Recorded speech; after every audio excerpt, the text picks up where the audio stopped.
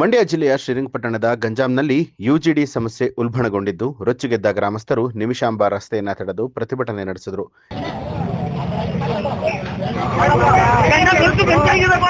ತಿಂಗಳಾಯ್ತು ಗೋರಿ ಸರ್ಕಾರದಲ್ಲಿ ಬಾತ್ರೂಮ್ ನೀರು ಹರಿತಾ ಇದೆ. ಯಾರು ಹೇಳಕ್ ಕೇಳೋರಿಲ್ಲ.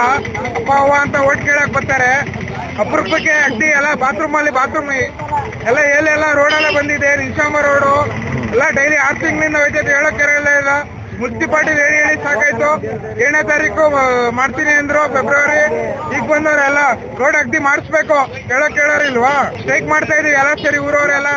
ಇನ್ನು ಪ್ರತಿಭಟನೆ ಸುದ್ದಿ ತಿಳಿದು ಸ್ಥಳಕ್ಕೆ ಬಂದಂತಹ ಪುರಸಭೆ ಅಧಿಕಾರಿಗಳಿಗೆ ಗ್ರಾಮಸ್ಥರು ತರಾಟೆಗೆ ತೆಗೆದುಕೊಂಡಿದ್ದು, ಕಾಮಗಾರಿ ನಡೆಸಿ ಸಮಸ್ಯೆ ಬಗೆಹರಿಸದೆ ಇದ್ರೆ ರಸ್ತೆ ತಡೆಯನ್ನ ಕೈಬಿಡಲ್ಲ ಅಂತ ಹೇಳಿ ಎಚ್ಚರಿಕೆ ಕೊಟ್ಟಿದ್ದಾರೆ.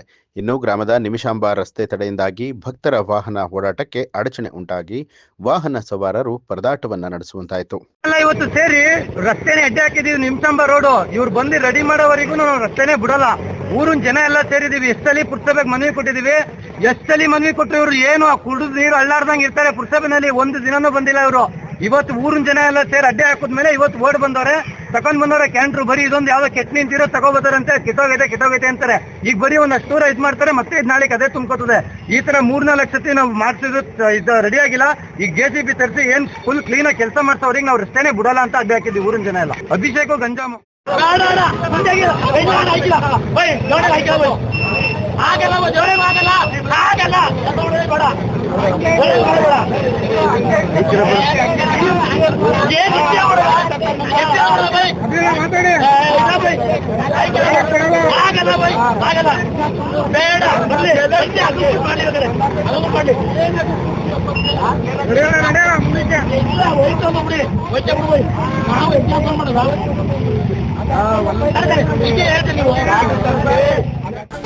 ನ್ಯೂಸ್ ಅಲರ್ಟ್ ನಿಮ್ಮಿಂದ ನಿಮಗಾಗಿ.